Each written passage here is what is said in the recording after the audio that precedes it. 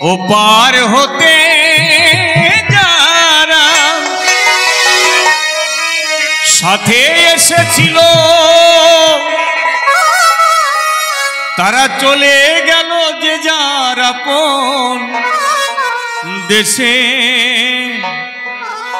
ও আমি একা বসে আছি ঘাটে। ও আমি একা বসে আছি ঘাটে, একা বসে আছি ঘাটে। হতাশে কাঁদিছে প্রাণ বসে একাকী, দিবাকর বসিল ওই পাটে। একা বসে আছি ঘাটে, ও একা বসে আছি ঘাটে। অচেনা পথিক পথ পাই না খুঁজে, কোথা হতে এসেছি পাই না বুঝে। অচেনা পথিক পথ পাই না খুঁজে, কোথা হতে এসেছি পাই না বুঝে। ক্লান্ত রবির ছায়ায় ধরণী ধুলির মায়ায় ব্যাকুল প্রহর মোর কাটে। আমি একা বসে আছি ঘাটে, ও আমি একা বসে আছি ঘাটে। আশার দোলনায় কত দোল খেয়েছি, হাসির মঞ্চে কত গান গেয়েছি। আশার দোলনায় কত দোল খেয়েছি, হাসির মঞ্চে কত গান গেয়েছি।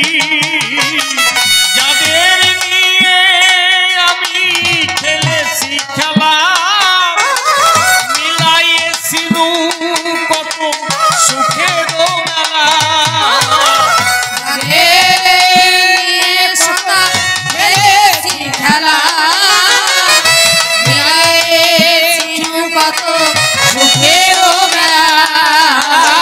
কি হতে যে কি হলো, কে কোথায় চলে গেল, সারা নাহি পাই মাথা ঠুকে।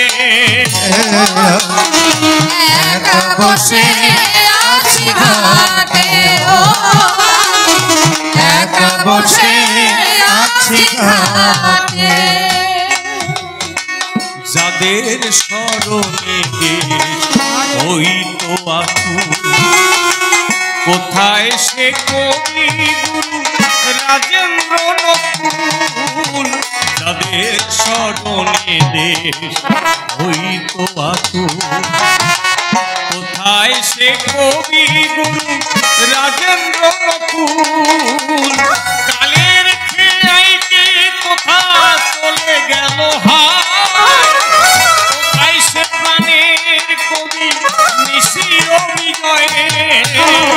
আরে ফেরাইতে কোথা চলে গেল হায়, কোথা সে প্রেমের কবি নিশির বিজয়।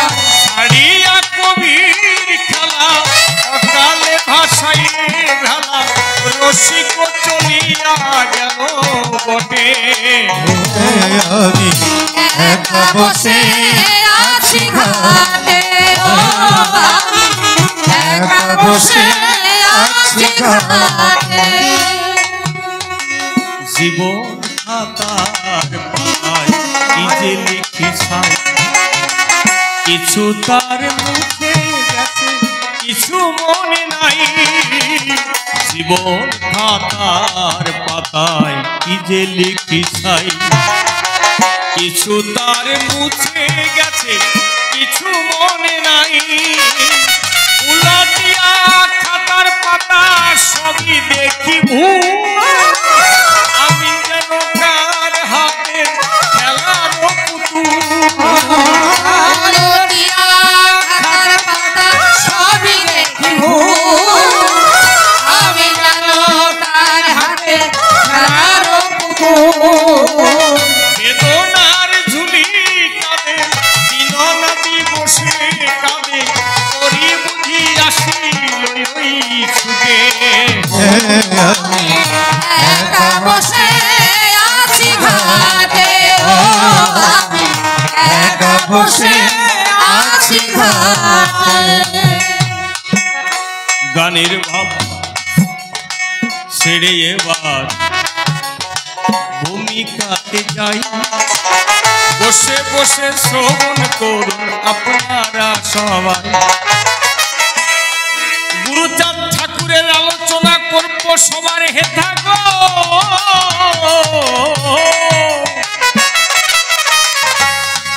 আমি বলি সবার পরে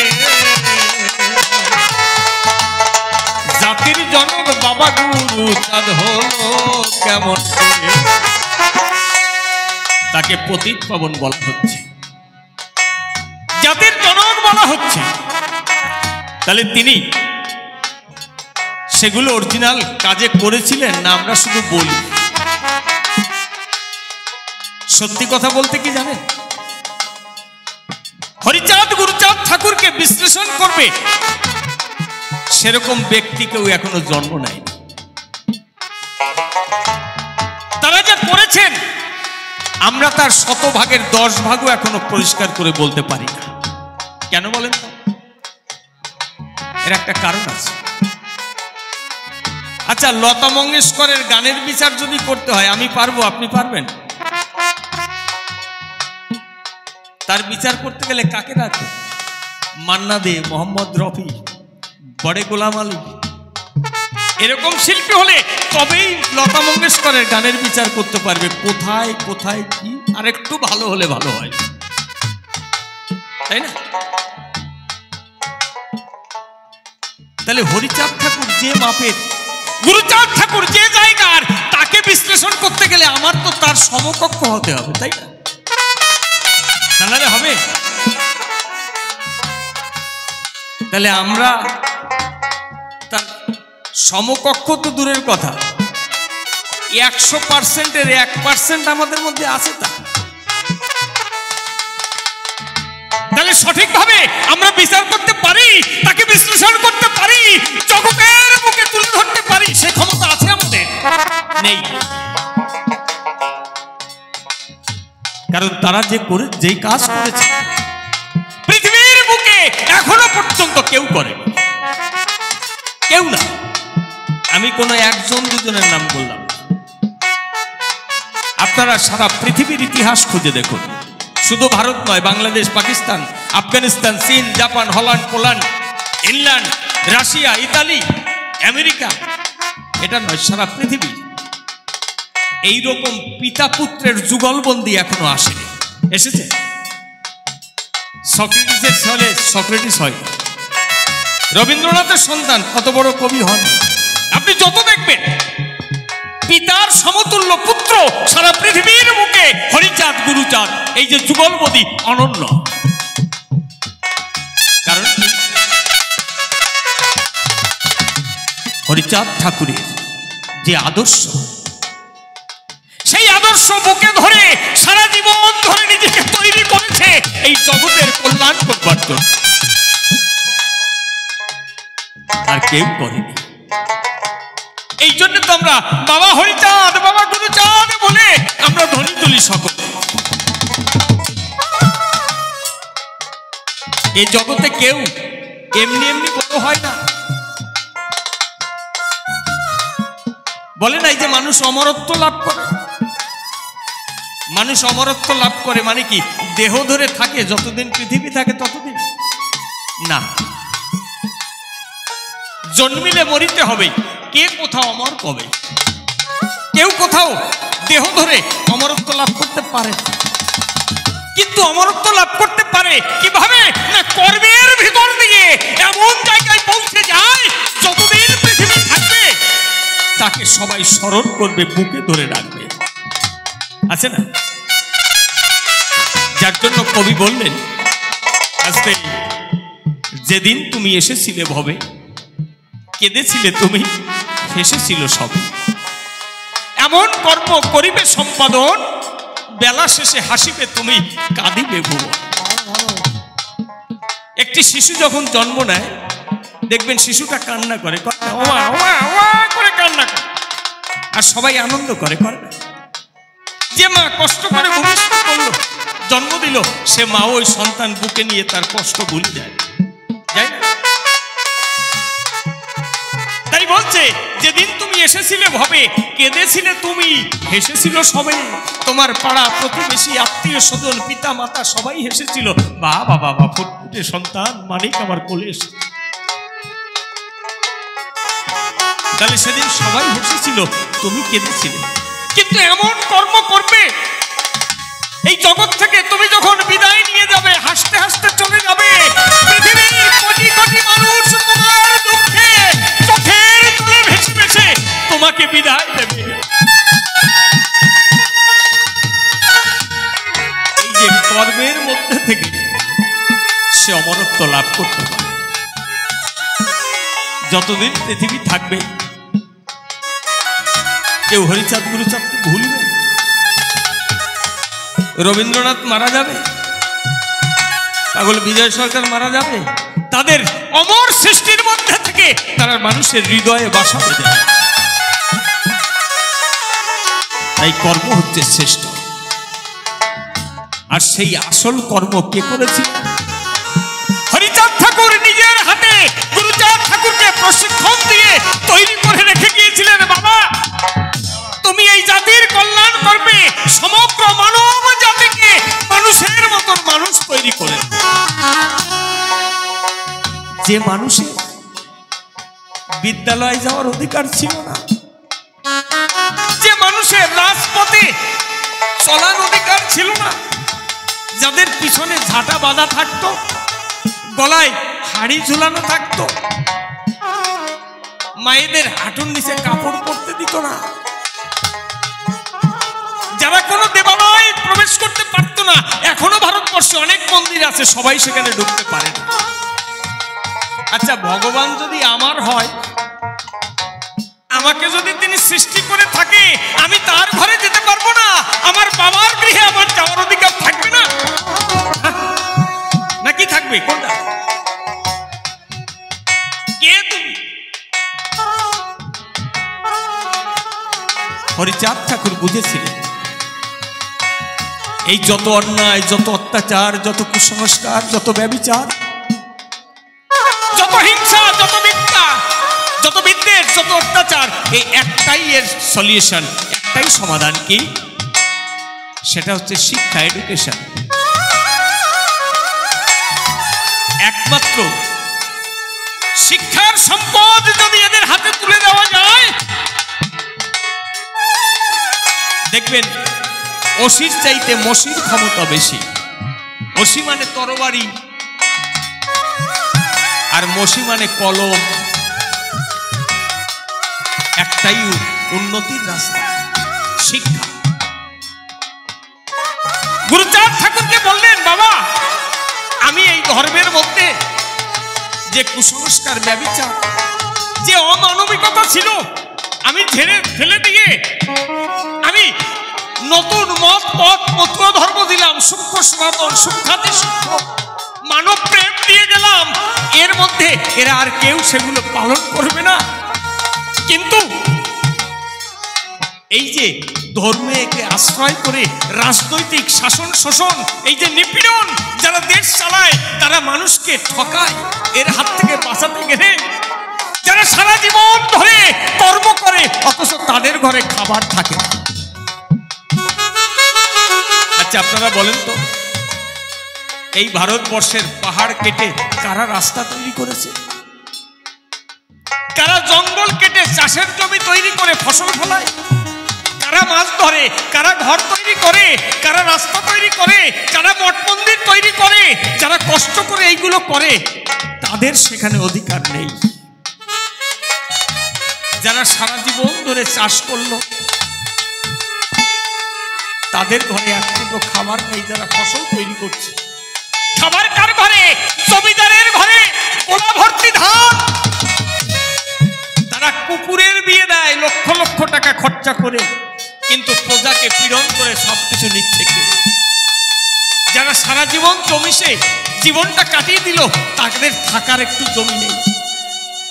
আর যারা জীবনের জমিতে পা দিয়ে দেখেনি কাদা নরম না শক্ত, তারা হাজার হাজার একর জমির মালিক, তারা জমিদার। এটা কি এমনি এমনি হয়? কত কৌশল, কত শোষণ, কত শাসন। এর হাত থেকে বাঁচতে গেলে একমাত্র অস্ত্র হচ্ছে শিক্ষা। তাই তিনি গুরুচাঁদকে শিখিয়ে দিলেন, কথা নেবে। আমি পুতো পবিত্র ধর্ম দিলাম, তুমি শিক্ষার আলো জেলে এই বঞ্চিত লাঞ্ছিত মানুষদের সুশিক্ষিত করে তুলবে, তাহলে এরা বুঝতে পারবে তাদের কি অধিকার, কেন তাদের এই অবস্থা। যখন ইতিহাস জানতে পারবে, তখন তারা এই দাসত্বের শৃঙ্খল মুক্ত হয়ে এক মানব ধর্ম নিয়ে পৃথিবীর বুকে মাথা তুলে দাঁড়াবে।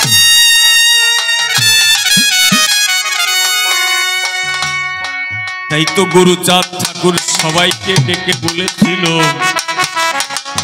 আমার কথা নেবে, লেখাপড়া তোমাদের সবাইকে শিখিতে হবে। গুরুচাঁদ ঠাকুর কি বললেন? মোর পিতা হরিচাঁদ বলে গেছে মোরে, স্বজাতিরে বিদ্যা শিক্ষা দিতে ঘরে। কিছু বলবেন? তাহলে এই যে স্বজাতিরে বিদ্যা শিক্ষা, ছেলে মেয়ে দেবে শিক্ষা, দরকার হলে করবে ভিক্ষা, খাও বা না খাও তাতে কোনো দুঃখ নাই, ছেলে মেয়ে শিক্ষা দাও, এই আমি চাই। কোন মহাপুরুষ আছে, তিনি কি বললেন?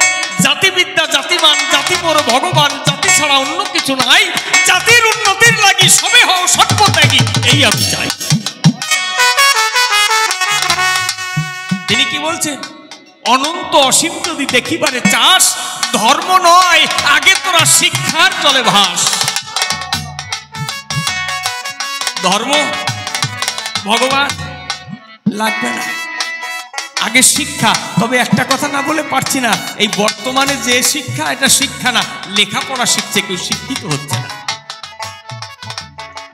যে শিক্ষা আত্মকেন্দ্রিকতা শেখায়, যে শিক্ষা মানুষের ধন কেড়ে নিয়ে নিজের পকেটে ঢুকায়, এটা শিক্ষা না। এ আমার গুরুচাঁদ হরিচাঁদের শিক্ষা না।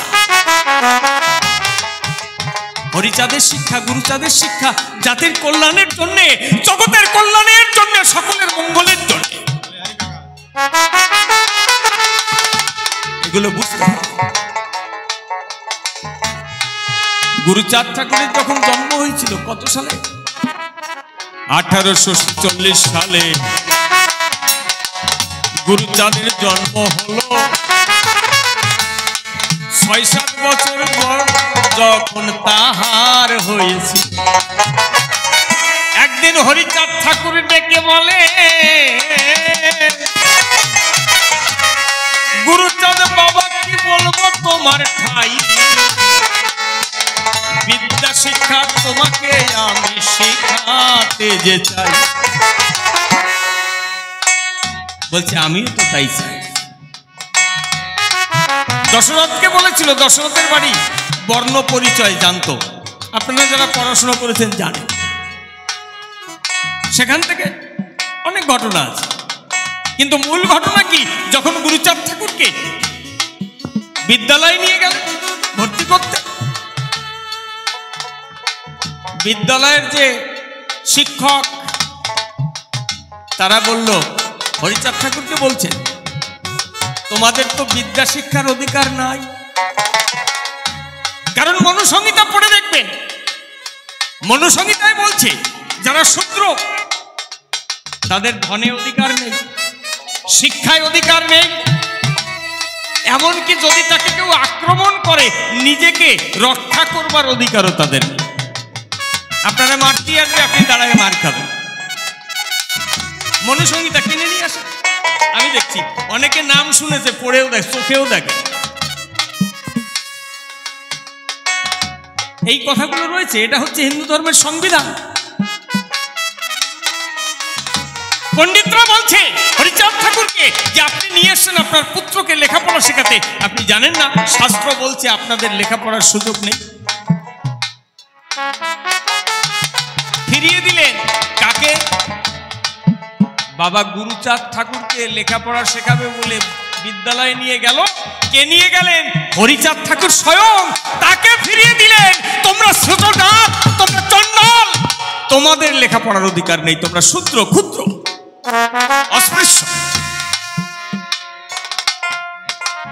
হরিচাঁদ ঠাকুর গুরুচাঁদ ঠাকুরের হাত ধরে ওড়াকান্দি ঠাকুর বাড়িতে ফিরছেন। ছোট্ট শিশু বাবাকে ডাক দিয়ে বলছে, বাবা তাহলে আমার কি আর লেখাপড়া হবে না?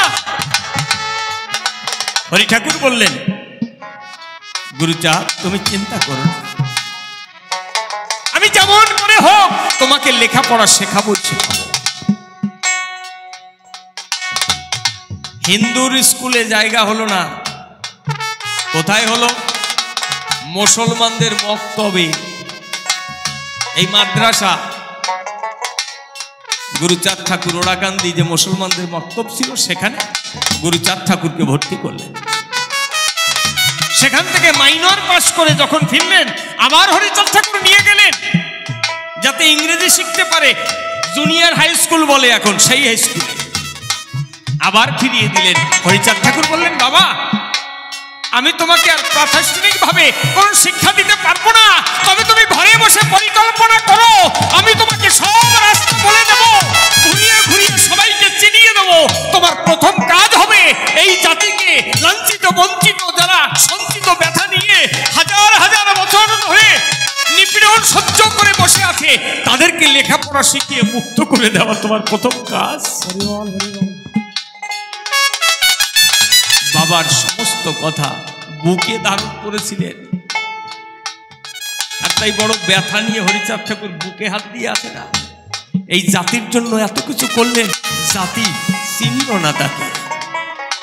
দুঃখের বিষয় কি জানেন? আমাদের এই জাতির আজকে অনেক শিক্ষিত মানুষ আছে, ডাক্তার, ইঞ্জিনিয়ার, বড় বড় চাকরি করে, তারা বাবা হরিচাঁদ গুরুচাঁদকে চেনে না। অনেকে বিতর্ক করে, মানে না, কোথায় কয়টা স্কুল আছে বলো। আমি বলি কি, গুরুচাঁদ ঠাকুর যখন স্কুল করেছিলেন তখন কি সরকারি স্বীকৃত ছিল? পাঠশালা করেছিলেন। তিনি বলেছিলেন, বাঁচে কিংবা মরি তাতে কোনো দুঃখ নাই, গ্রামে গ্রামে পাঠশালা করে যেতে চাই। এই যে গ্রামে গ্রামে পাঠশালা, হাজার হাজার পাঠশালা করেছিলেন।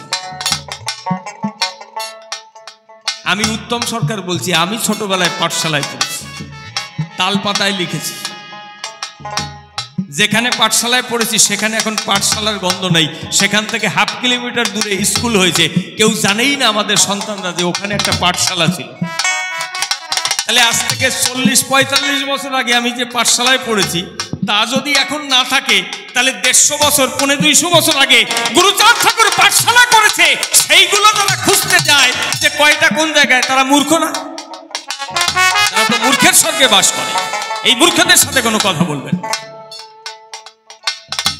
আচ্ছা বলেন তো, আমাদের শিক্ষা, আমাদের স্বাস্থ্য, আমাদের অর্থনৈতিক, আমাদের সামাজিক মর্যাদা, এই আত্মমর্যাদার লড়াই কে লড়েছে পৃথিবীর বুকে? কেউ তো লড়ে। এমনি এমনি একটা জাতি তো এই জায়গায় উঠে যেতে পারে না, পারে? গুরুচাঁদ ঠাকুর যে অসাধ্য সাধন করেছিলেন, বলি সবার ধারে সর্বপ্রথম শিক্ষা ব্যবস্থা তিনি কিন্তু করে। আমার হরি ঠাকুর 78 সালে উঠে গেলেন, 1878 সাল। 2 বছর পর সমস্ত দায়িত্ব গুরুচাঁদ ঠাকুর নিজের হাতে তুলে নিলেন। এর আগে একটা ছোট্ট ঘটনা আছে। গুরুচাঁদ ঠাকুর তখন যুবক, তো 20-25 বছর বয়স, 20-22 বছর বয়স। ওই যে হরি ঠাকুরের দ্বাদশ পাগল ছিল না, ওই পাগলরা গিয়ে গুরুচাঁদ ঠাকুরকে জ্বালাচ্ছে। গুরুচাঁদ ঠাকুর রেগে গেছে, যত সব পাগল ছাগল এই বাড়িতে সব তাড়াই দেবো, একটারাও রাখবো না, ওরা এখান থেকে এসে পাগলামি করবে, এই পাগলা গারুদ নাকি। এমন ভাবে রেগে গেছে। ঠাকুর বাড়ি ছিলেন না, যে এসেছে বাবার সামনে তো কিছু বলবে না, আস্তে ঘরে গিয়ে বসেছে। রাত্রেবেলায় সবাই যখন ঘুমিয়ে পড়েছে, তখন গুরুচাঁদ ঠাকুরকে হরিচাঁদ ঠাকুর দেখছে, বাবা শোনো। বলছে কি হয়েছে? বলছে বাবা, তোমার উপরে আমি কত বড় দায়িত্ব দিতে চাইছি তুমি জানো? এই সমাজে লক্ষ লক্ষ কোটি কোটি মানুষের দায়িত্ব তোমার উপরে দিচ্ছি। এই দুটো পাগলের জ্বালা সহ্য করতে পারছো না? এই কোটি কোটি মানুষের জ্বালা তুমি কি করে সহ্য করবে? এদের দায়িত্ব তুমি কি করে বহন করবে? গুরুচাঁদ ঠাকুর বুঝলেন এ পাগলরা আমাকে জ্বালাচ্ছে না, আমার বাবা পরীক্ষা করছে আমি কতটা সহ্য করতে পারি। এসব ভাবলে তো তখন ধৈর্য মানে না। এত কষ্ট করে, এত প্রচেষ্টার মাধ্যমে আমাদেরকে মানুষ করে দিয়ে গেল, আমরা চিনতে পারলাম না, ভুল পথে আমরা ঘুরে বেড়াচ্ছি। সমস্ত দায়িত্ব কাঁধে তুলে নিলেন। খুলনা দত্তডাঙ্গা ঈশ্বর গাইনের বাড়ি। ঈশ্বর গাইনের পিতৃ বিয়োগের পরে গুরুচাঁদের কাছে যখন গেলেন, তিনি কি বললেন? কথা নাও, তুমি তো ধনাঢ্য ব্যক্তি, আমাদের সমস্ত বড় বড় মানুষ মাতব্বরদের সবাইদের খবর দাও, আমি তাদের একটা বার্তা দিতে চাই, এই সমাজ কোন পথে চলবে, কোন কাজ করবে, কোন কাজ করলে তাদের দুঃখ মোচন হবে। তিনি কি বললেন? সব আমাদের সমাজের সবাইকে ডাকো। বলেনি রামায়ণ গান দিয়ে তোমার বাবারে স্বর্গে পাঠাও।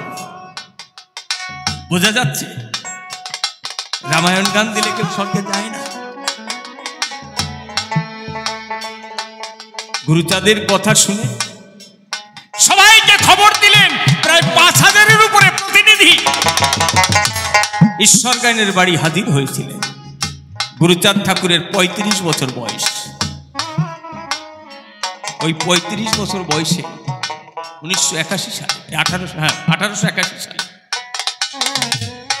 তিনি সবাইকে বললেন, এই জাতির মুক্তি একমাত্র শিক্ষার উপরে নির্ভর করছে।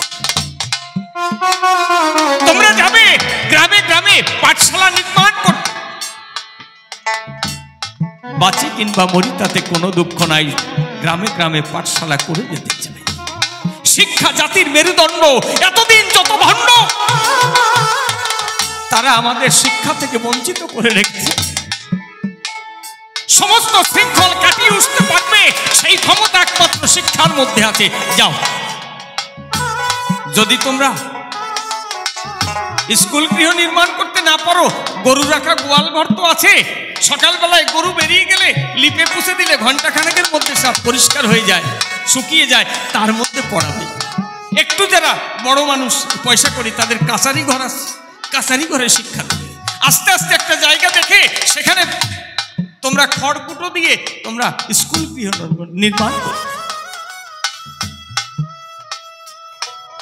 এটা শুধু বললেন না, এই নির্দেশ দিয়ে তিনি ক্ষান্ত থাকলেন না, তিনি তার আগে ওড়াকান্দিতে ৮০ সালে পাঠশালা তৈরি করেছেন। ১৮৮০ সালে যখন প্রথম পাঠশালায় ওড়াকান্দি ঠাকুর তৈরি করেছিলেন, আশেপাশের মানুষ সবাই আনন্দিত হয়ে, যাক আমাদের ছেলে মেয়ে আর অশিক্ষিত থাকবে না, লেখাপড়া শিখবে। তারা আনন্দ ভরে তাদের সন্তানদের নিয়ে আসলেন। কিন্তু আমাদের ঘরে তো শিক্ষক নেই, যাদের ডেকে নিয়ে আসে তারা আমাদের ছেলে মেয়েদের সই না, শুলে জাপ যায়।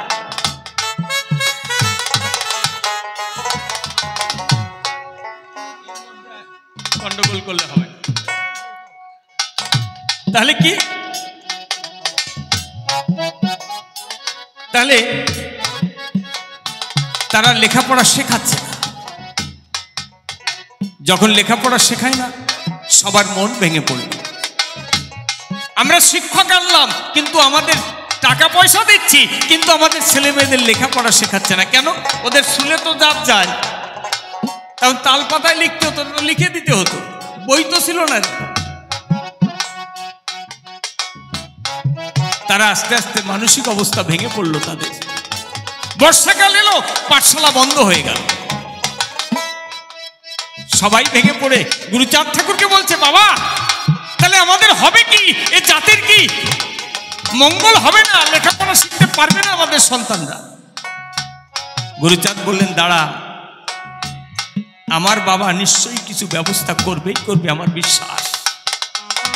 না চাইতে যে এত কিছু দিয়ে গেল, আর এই সুযোগটুকু দেবে না, ওরা ভেঙে পড়িস। ভাদ্র মাসের শেষের দিক রঘুনাথ সরকার ওড়াকান্দি গিয়ে গুরুচাঁদের কাছে গিয়ে বলছে, বাবা আমি একটু লেখাপড়া শিখেছি, কথা নেবে, এই জাতির সবাইকে লেখাপড়ার দায়িত্ব নিতে চাই, আমাকে সেই দায়িত্ব দেবে।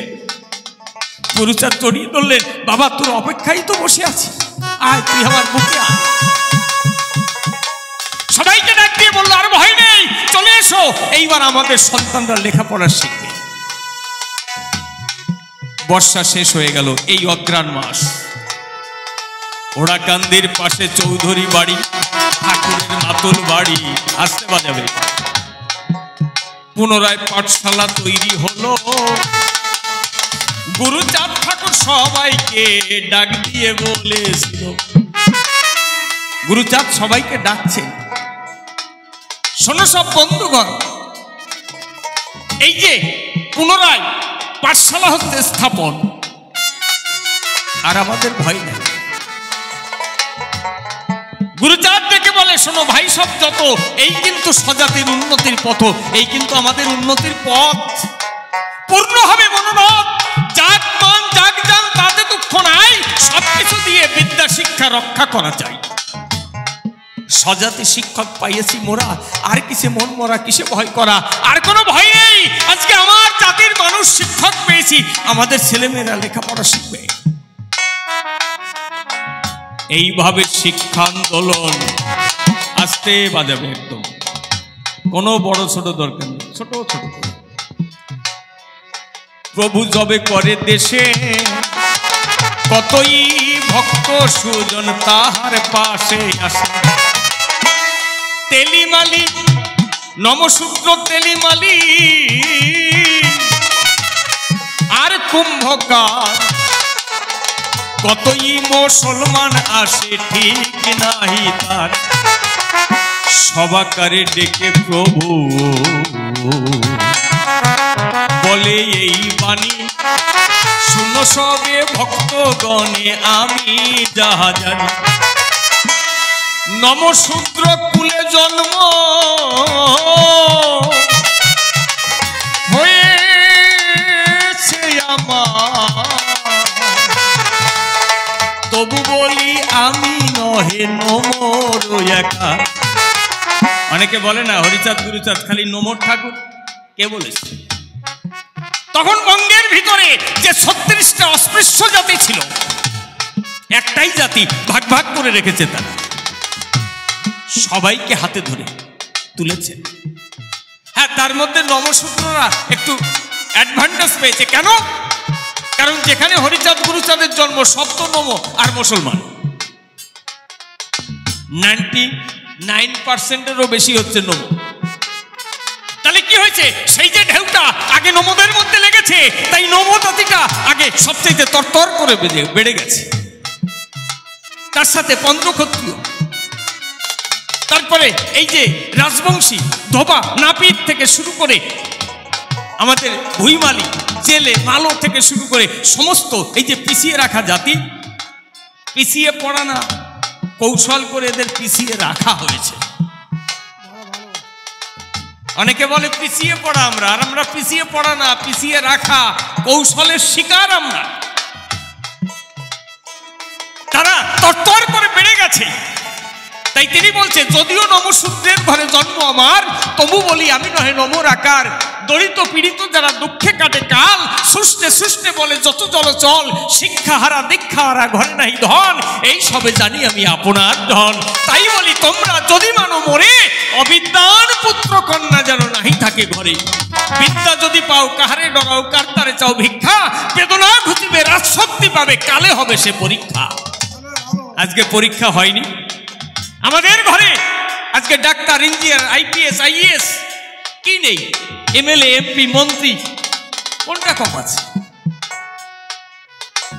তাহলে এত কিছু উন্নত মাত্র এই 200 বছরের মধ্যে কেমন করে হলো? শুধু আমাদের ঘরে হরিচাঁদ গুরুচাঁদ এসেছিল।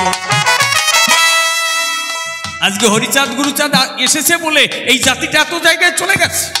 তার আশেপাশে যারা ছিল তারা উন্নত হয়েছে। যে সমস্ত এই আদিবাসীরা দেখবেন সাঁওতাল মুন্ডা থেকে শুরু করে যারা, তারা এখন উন্নত হয়নি কেন? তাদের ঘরে সেরকম মহাপুরুষ এসে তারা হাল ধরতে পারেনি বলে তারা এখনো পিছিয়ে আছে, এখনো তারা অত্যাচারের শিকার। এই জাতিকে উন্নত স্তরে নেবার তরে গুরুচাঁদ দয়াময় কত কথা বলেছেন এই না দুনিয়া। তিনি কি বলছেন? যে জাতির দল নাই সে জাতির বল নাই। কিন্তু দুঃখের বিষয় কি, আমরা এখন দলে চলি না, আমরা পালে চলি। পাল বোঝেন তো, আর দল বোঝেন? দেখবেন এই কাগজে দেয় না, হাতির দল ঢুকেছে, সিংহের দল, হাতির দল, বাঘের দল। আর পাল কিসের হয়? গরুর পাল, ছাগলের পাল। ওই একটা সিংহ পালে থাবা মারে নিয়ে চলে যায়, তারা ভোগের বস্তু হয়। আজকে আমরা কি করছি না, একসাটিয়া ভাবের মধ্যে ডুবে না, আমরা ও সমস্ত দরকার নাই, আলোচনা করে না। যে জায়গায় আপনাদের তুলে দিয়ে গেছে সেখান থেকে তো সিংহরূপে এগিয়ে যেতে হবে, তা না আমরা বসে আছি এখন সে পুছানের দিকে চলে যাচ্ছে, লাভ হবে না।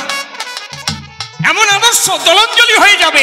এই জন্য বাস্তবটাকে বোঝার দরকার আছে, তবেই আপনারা গুরুচাঁদ হরিচাঁদকে শ্রদ্ধা জানাতে পারবেন। আমরা পারব। বলছে যে জাতির রাজা নাই সে জাতির তাজা নাই। আমরা রাজা হচ্ছি, দাসত্ব করছি।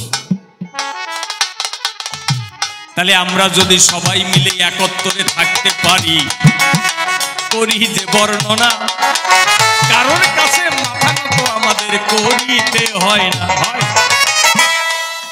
এই যে এইখানে যে কয়জন মতুয়া আছেন, সবাই যদি সবার খবর রাখেন, সুসম্পর্ক তৈরি করেন, আপনাদের অন্য কারোর কাছে কি হাত পাতা লাগে? লাগে না। তালই মশাই বলা লাগে না, আপনাদের কাছে ছুটে আসবে না। আমরা নিজেরা একজনের সাথে গন্ডগোল বাঁধাবো, আর এক দাদারে নিয়ে আসবো মীমাংসা করতে। সে এসে কি করবে? আপনার মীমাংসা করবে, আরো গন্ডগোল বাঁধাইয়ে দেবে, যাতে সারা জীবন মিলতে না পারে। কয়টা বাস্তব কথা বললাম। কারণ ঘুরে ঘুরে গান করি আর দর্শন করি, বড় দুঃখ হয়। কি করতে চেয়েছিলেন, কত দূরে আগিয়ে দিয়ে গেলেন, তবু আমরা বুঝি না। ঠাকুরের আদর্শ কেন আমরা খুঁজি না? তাহলে ঠাকুর কত ভাবে আমাদের যে উপকার করেছে মনেই আছে, ভাবো। আর দুই একটা উদাহরণ আমি সবাই দিয়ে যাব, আপনারা শুনলে খুশি হবে। যে আমাদের নিয়ে আমরা ভাবি, মনে হয় কেউ গবেষণা করেন, অনেক বড় বড় মানুষ গবেষণা করেছে। এখানে অখিল বাবু আছেন, উনি জানেন, উনি চর্চা করেন দীর্ঘদিন ধরে। ডক্টর শেখর বন্দ্যোপাধ্যায়, তিনি অক্সফোর্ডে পড়ান, তাই তো? তিনি পূর্ববঙ্গে থেকে 10 বছর থেকে পূর্ববঙ্গে এই নমরা এত উন্নত হলো কি করে, এর উপরে গবেষণা করে বই লিখেছেন। সেখানে তিনি লিখেছেন, হরিচাঁদ গুরুচাঁদের অবদানে এদের এত উন্নতি হয়েছে। পরিষ্কার কথা তিনি কিন্তু লিখে রেখেছে। কিন্তু আমরা তো অত লেখাপড়া জানি না। সে বই খালি লেখাপড়া জানলেই পড়া যাবে না, এমন স্ট্যান্ডার্ড ইংলিশে লেখা যে সাধারণ ইংরেজি জানলেও তারা বুঝতে পারবে না। বইটার দামও সেই রকম। এখন কত? 28,000 টাকা না কত? এরকম বই। আমি সঠিকটা বলতে পারলাম না। তাহলে সে বই সবাই পড়তেও পারে না। আমার ভাগ্য হয়েছে, ভাগ্য ঠাগ্য নয়, আমার সুযোগ হয়েছে, আমি শেখর বন্দ্যোপাধ্যায়ের একটা মিটিংয়ে, একটা সেমিনারে ছিলাম কলেজ স্ট্রিটে। অনেকদিন আগে এসেছিলেন। তাহলে তিনি লিখেছেন, আপনি বড় বড় লেখকদের ভিতরে পাবেন, কিন্তু কিছু মানুষ, এই সাধারণ মানুষ যেগুলো পড়ে সেখানে লেখেনি। ডক্টর প্রতাপচন্দ্র চন্দ্র, যিনি 1990 সালে জনতা সরকারের এডুকেশন মিনিস্টার ছিলেন, তিনি শিয়ালদা নেতাজি ইনস্টিটিউট হলে গুরুচাঁদ ঠাকুরের ১৫০ বৎসর পূর্তি উপলক্ষে একটা অনুষ্ঠান করেছিলেন। আমাদের মধ্যে মাতুব্বররা, অখিলবাবু ছিলেন সম্ভবত, আমি তখন অতটা চিনতাম না। তিনি বলেছিলেন যে গুরুচাঁদ ঠাকুর যে কি আপনাদের ঘরে এসেছে, আপনারা এখনো মূল্যায়ন করতে পারেন। কেন পারেননি? কারণ 1880 সাল থেকে তিনি যে শিক্ষা আন্দোলন শুরু করেছেন, সেটা যদি ভারত গভর্নমেন্ট ফলো করত, তাহলে আমাদের দেশে এখনো একজন মানুষও নিরক্ষর থাকতো না। এই যে ছেলে মেয়ে দেবে শিক্ষা, দরকার হলে করবে ভিক্ষা, যে শিক্ষা আন্দোলন করেছিলেন, যদি ভারত গভর্নমেন্ট সেটাকে ফলো করত, সবাই শিক্ষিত হয়ে যেত। কিন্তু দুঃখের বিষয়, এরা তা করেনি। এই 1985 সালে প্রথম আমাদের ইন্ডিয়া গভর্নমেন্ট সর্বশিক্ষা এই মিশন তৈরি করে সবাইকে স্বাক্ষর দাও বলে স্বাক্ষর অভিযান শুরু করেছে। তাহলে কবে? গুরুচাঁদ ঠাকুর যেদিন থেকে শিক্ষা আন্দোলন করেছে তার 105 বছর পর ভারত সরকার সেই কাজ করছে। তাহলে গুরুচাঁদ ঠাকুর কত বড় বোঝা যাচ্ছে? হ্যাঁ, আমি দিয়ে যাচ্ছি, আমি শেষ করবো, তাহলে মাঝখানে ঢুকে গেলে আর হবে না। আর কি, আমাদের এই মোদি বাবু 14 সালে প্রধানমন্ত্রী হয়ে বলছেন স্বচ্ছ ভারত নির্মাণ করো। আর গুরুচাঁদ ঠাকুর 150 বছর আগে বলেছেন পায়খানা, প্রস্রাবখানা, কাপড় নাড়া দড়ি, এটা না থাকলে সেটা কি ভদ্রলোকের বাড়ি? পূর্ববঙ্গে গিয়ে দেখেন, কোনো একটা বাড়িও পাবেন না যাদের বাড়ি পায়খানা প্রস্রাবখানা নাই। আরে ভারতবর্ষে খুঁজে দেখেন 12 আনা লোক পায়খানা করে না। কি তাহলে এই যে কর্মের, অর্থাৎ সরকার আজকে যেটা ভাবছে 150 বছর আগে আমার গুরুচাঁদ ভেবেছে, 150 বছর 200 বছর আগে আমার হরিচাঁদ ভেবেছে। তাহলে কত বড় তারা এই জগতে, বলি সবার ঠাই, এমন জিনিস এই জগতে আর পাবো না ভাই। যে কয়েকটি প্রশ্ন আমায় করেছিল দান, ধরে ধরে সবার মধ্যে দিলাম সমাধান। বলতে গিয়ে যদি আমার ভুল ত্রুটি হয়, ক্ষমা চেয়ে যাচ্ছি আমি এসব সবাই। ইহার পরে কাকা বাবু সবাই আসিবে, তাহার ভাবনা সে খুলিয়া বলিবে, তবে আর ভিন্ন কথা বলবো না।